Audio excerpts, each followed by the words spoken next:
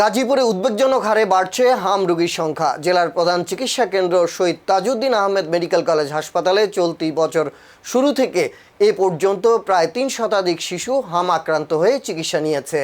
হাসপাতাল সূত্র জানায়, জানুয়ারি থেকে ১৯ এপ্রিল পর্যন্ত মোট ২৮৭ জন হাম রোগী হাসপাতালে ভর্তি হয়েছেন।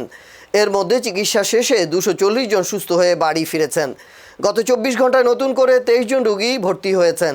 একই সময় ২৫ জন রোগী সুস্থ হয়ে ছাড়পত্র পেয়েছেন।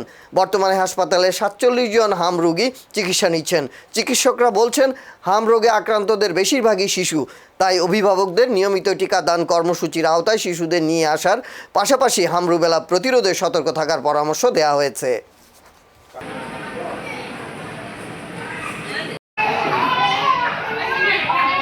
একটু